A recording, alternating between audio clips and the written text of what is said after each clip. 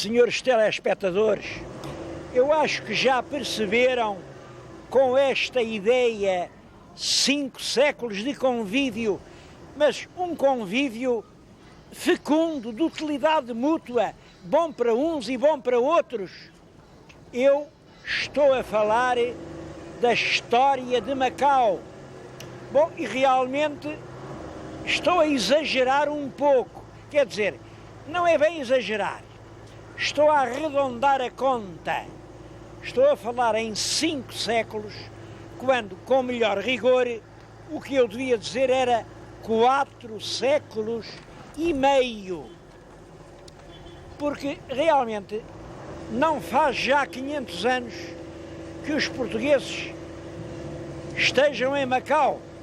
Primeiro andaram um bocado por aí, pela China, eles entraram nos mares da China e tentaram fazer negócios logo em 1513. Estes mares eram ricos em comércio, ricos em pescarias, belas cidades, e os portugueses vieram em 1513. Olhem, o primeiro foi o Jorge Álvares. Eu falo-lhes no Jorge Álvares porque ele ainda hoje tem aqui uma estátua em Macau. Este é o primeiro capitão português que se aventurou nos mares da China. Por sinal, logo no ano seguinte, 1514, chegou a uma ilha, a ilha do Tamão, e julgou que isto era chegar, ver e conquistar. Ele ainda não sabia bem o que era a China. E o que é que ele fez? Fez ali um grande padrão, como o que se vê na estátua. Um padrão com as armas del rei de Portugal. Bom, era a ilusão de que a China podia ser assim levada à reboque da Europa. E é também por essa altura que, em 1514, que vem o Tomé Pires a tentar fazer uma primeira embaixada à China. Bom, essa embaixada do Tomé Pires correu mal. O Tomé Pires acabou morto numa cadeia porque aqui os imperadores não quiseram receber as embaixadas do rei de Portugal. E quem teve a culpa somos nós. Vamos já ver porquê.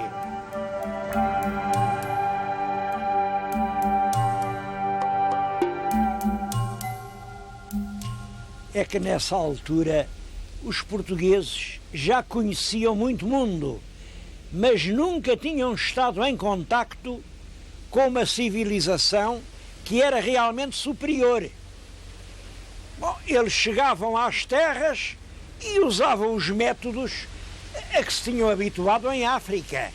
Métodos de força, de brutalidade, muitas vezes saqueavam as terras, roubavam o que não era deles, violavam as mulheres, e é claro que isso desencadeava uma fortíssima reação.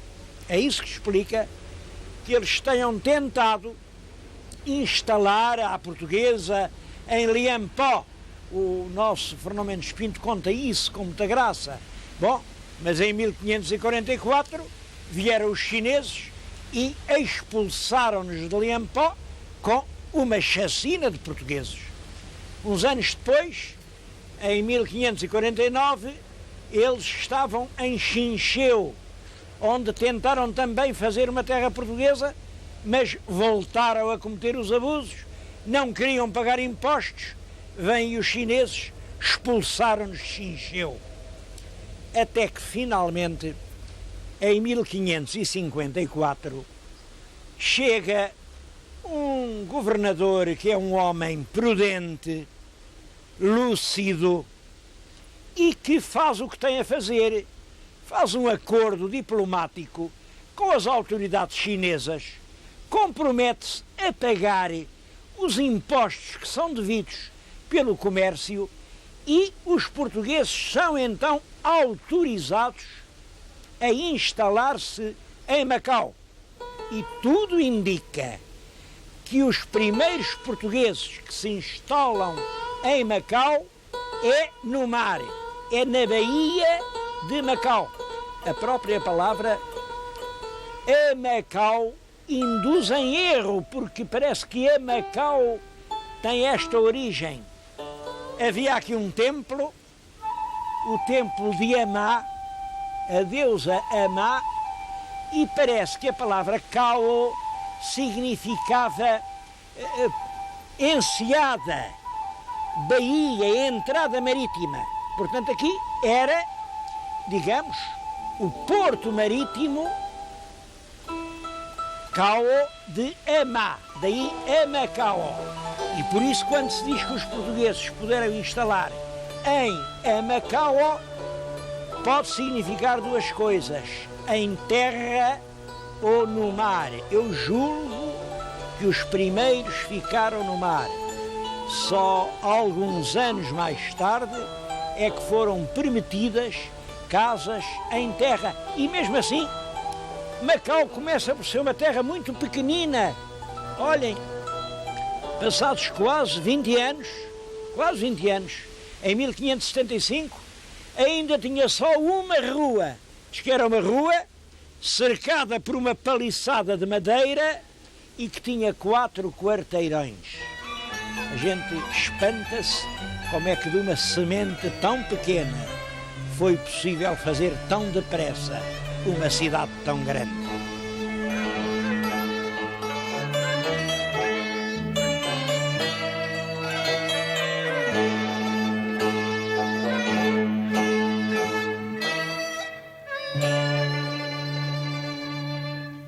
Isto são vestígios das primeiras construções portuguesas em Macau. São certamente obra dos religiosos da Companhia de Jesus, porque foram os missionários jesuítas os primeiros que tiveram ordem para fazer aqui casa de pedra e cal.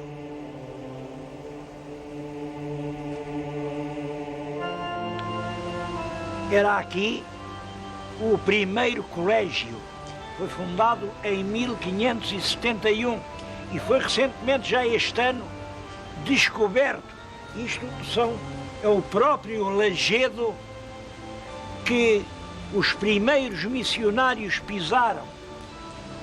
Junto do colégio não tardou que viessem a construir, uns anos depois, claro, uma grande igreja.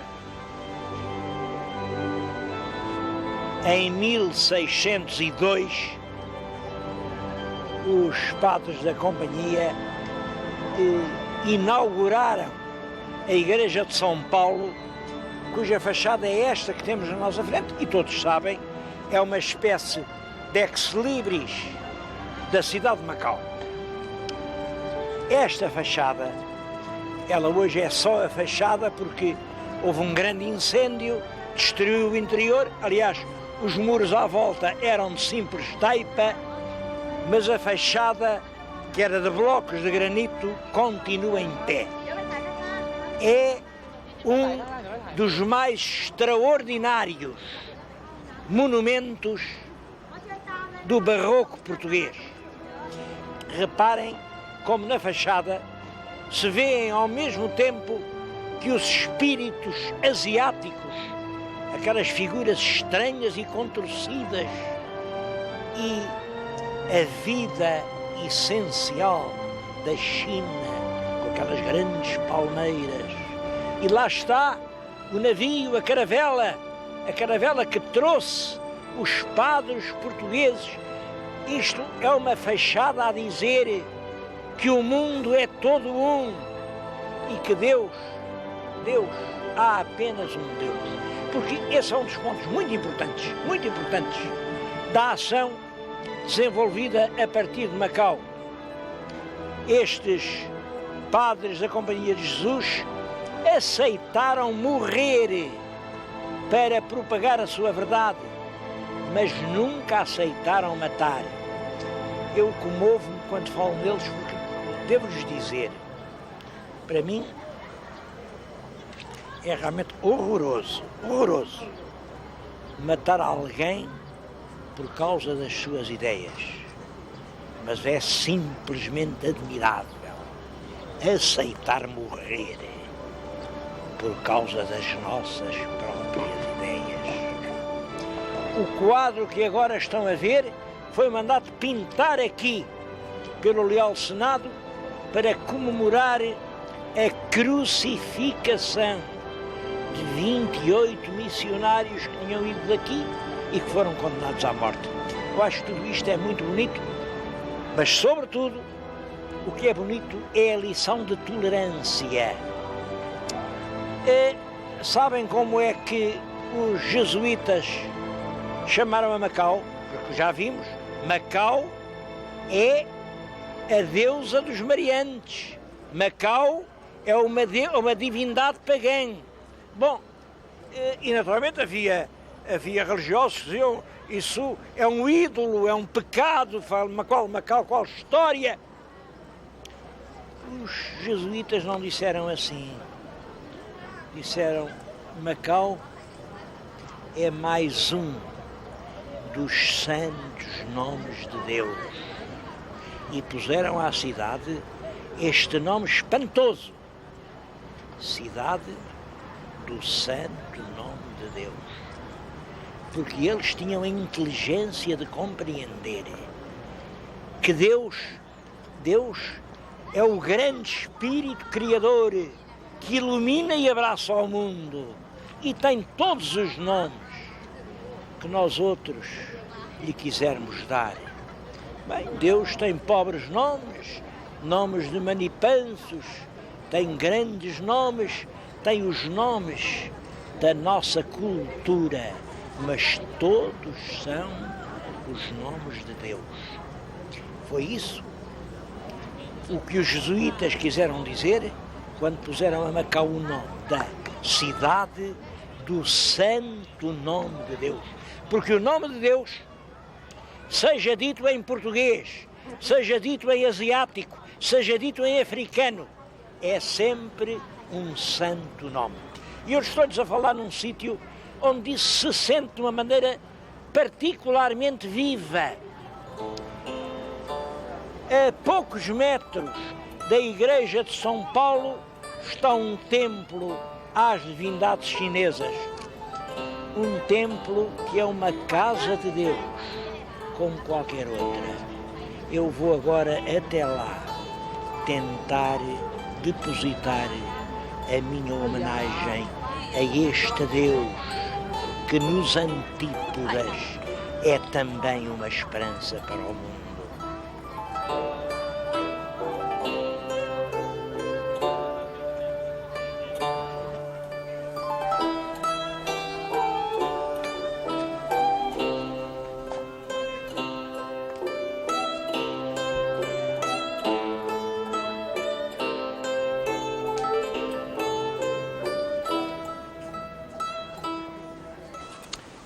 Os historiadores têm procurado um ato, um tratado, uma data certa da autorização da fixação dos portugueses em Macau. E é claro, não a têm encontrado, porque não houve esse ato formal. Isto foi uma coisa muito à portuguesa e muito à chinesa. E nunca ninguém disse que sim, mas também nunca ninguém disse que não. A gente foi estando, isto era das vantagens de todos. Imaginem o grande império chinês, sem uma porta, sem um postigo sequer aberto para o grande mundo europeu. Bom, pois Macau serviu para isso. Era aqui, nesta restinga, nesta pequena península, que se estabelecia o ponto de contacto entre o Oriente e o Ocidente. Era aqui que se faziam os negócios da China. Era, por exemplo, aqui que chegava a prata fina do Japão. Naturalmente que uma coisa destas não tardou a desencadear rivalidades, invejas, sobretudo depois que vem o domínio filipino, os holandeses, que eram inimigos dos espanhóis, disseram: a gente também quer. E houve várias tentativas holandesas para se apoderarem de Macau. Vou-lhes falar de uma que ficou célebre.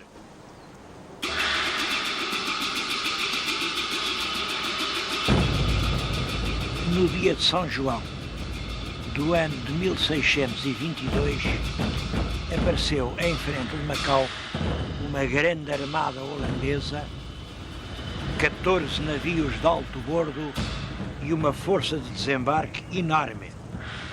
Os holandeses desembarcaram, nós tínhamos pouca gente e nessa altura os jesuítas correram aqui a este forte.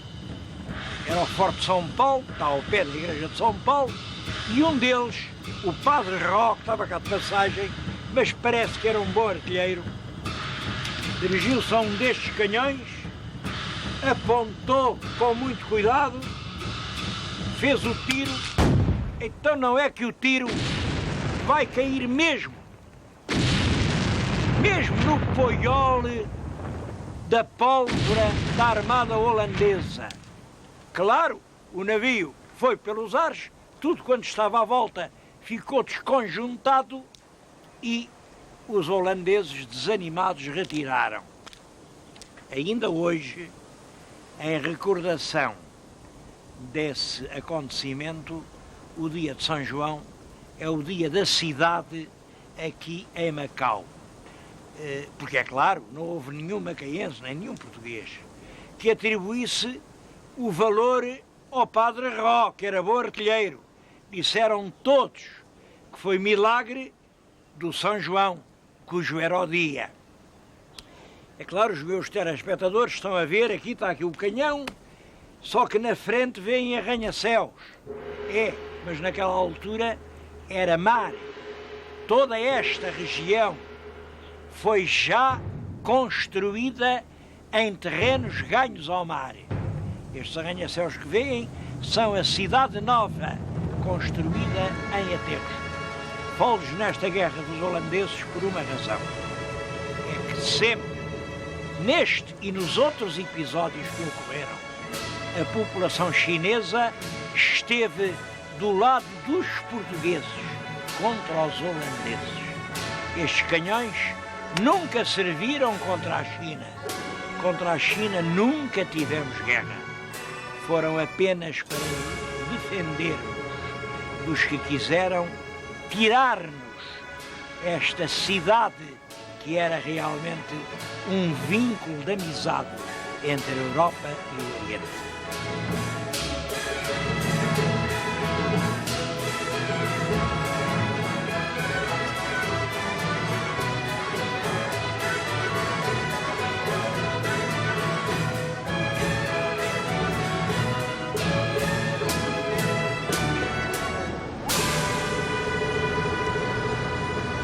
Senhores telespectadores, sei perfeitamente que estas minhas simples palestras de divulgação cultural não são o lugar indicado para aparecer agora a dizer teses, coisas novas, diferentes do que se disse. Bom, mas reparem, por outro lado, que eu não posso dizer senão aquilo de que estou convencido.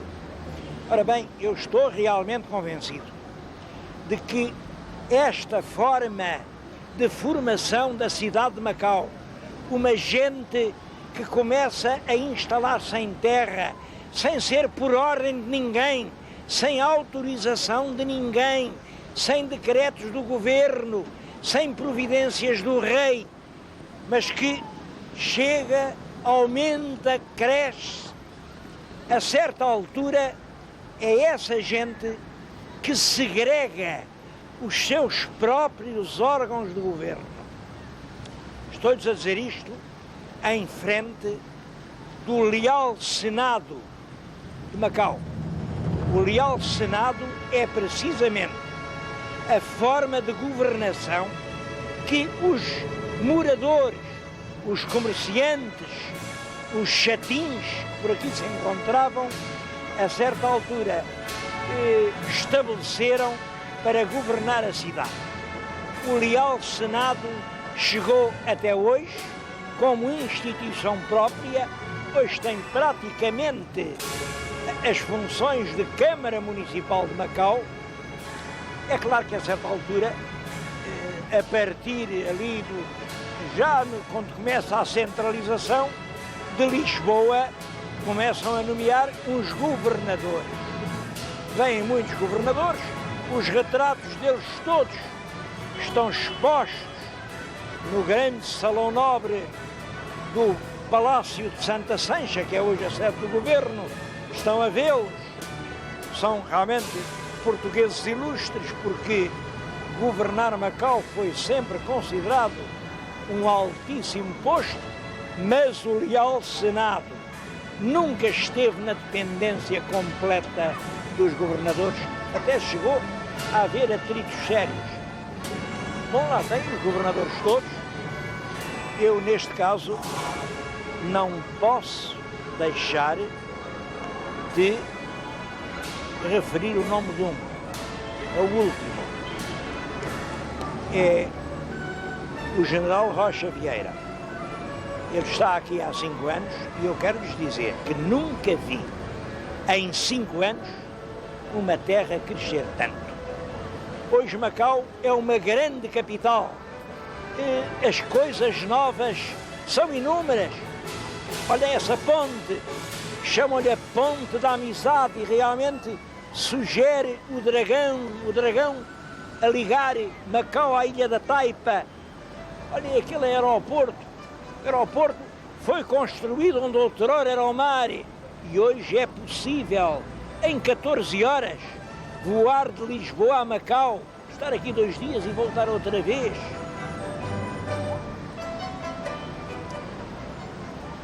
Aquele monumento é exatamente uma alusão à amizade de 450 anos que uniu Portugal à China.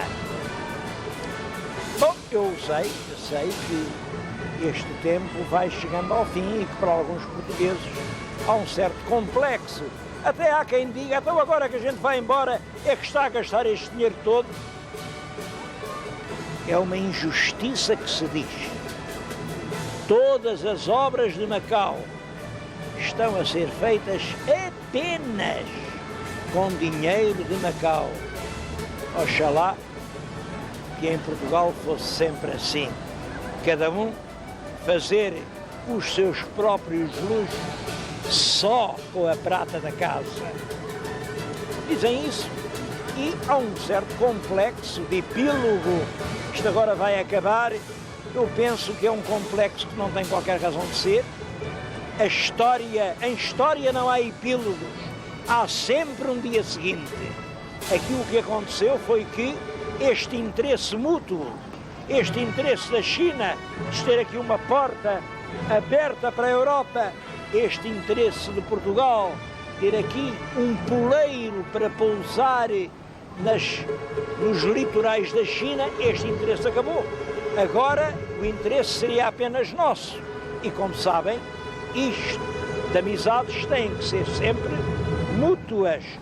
A presença de uma administração portuguesa na grande China deixou de interessar aos interesses chineses. Por isso, está marcada a data em que a administração vai cessar. Penso que é apenas a continuação da história. O que importa é que a amizade continue.